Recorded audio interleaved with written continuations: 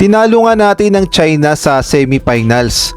At sa wakas, ang Pilipinas nga ay nakapasok na muli sa final sa Asian Games matapos ang ilang dekadang pananahimik. Ang alam ko 1962 pa yung huling gold medal ng Pilipinas at nasundan nung 1990 silver naman yun. Kaya naman bukas ay susubukan nga ng Gilas Pilipinas na muling makuha ang gintong medalya.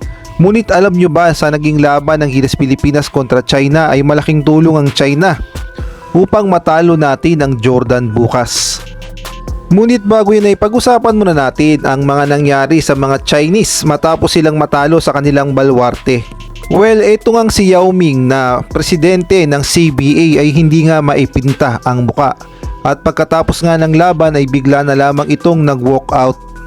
Samantalang yung head coach naman ng China na isang Serbian ay sisibakin na raw dahil hindi naman umubra yung mga European plays na ginamit niya sa China laban sa Gilas.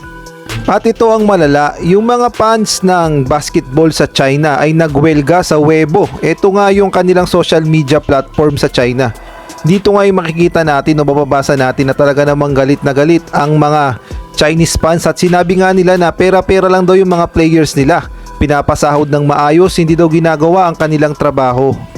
Ang sabi pa nga dito sa article na to, watching you play basketball is a form of pain, isn't it? Well, hindi naman natin masisisi yung mga Chinese fans na bakit nagalit sa mga Chinese players dahil totoo naman mas advanced naman yung technology sa China, mas marami silang naging practice, ngunit tila ba'y hindi sila naging handa sa Gilas Pilipinas. Well, ang tanong naman dyan, paano naman nakatulong ang China sa Gilas Pilipinas upang matalo nga ang Jordan bukas at makuha natin ang gintong medalya? Simpleng-simple lang naman ang sagot dyan. Unang-una, yung mga Chinese players ay mas matatangkad di hamak naman sa Jordan at mas mabibilis at mga batang players nga ito ng China.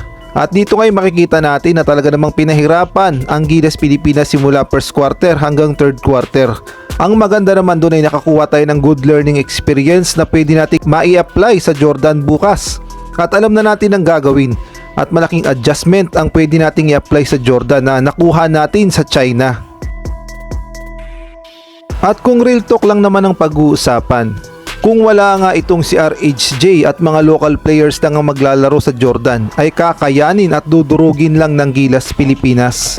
Siguro ang pinakamagandang gawin ng Gilas Pilipinas bukas sa Jordan ay kailangan mas maagang uminit ang Gilas Pilipinas kumpara naman sa Jordan at kailangan yung mga key players natin ay agad umiscore at sana naman maganda ang tira natin sa labas at kailangang i-double team si RHJ ng todo dahil siya lang naman talaga ang nagbibigay ng malaking puntos para sa Jordan. Yung mga local players naman ay kayang-kaya naman ng Gilas Pilipinas yan. Si RHJ lang talaga ang nagiging problema. At ang pinaka-importante sa lahat, yung never say die spirit na ginamit ng Gilas Pilipinas sa China ay kailangang gamitin nila bukas sa Jordan. Kailangan ay mala Barangay Ginebra ang galawan ng Gilas Pilipinas bukas.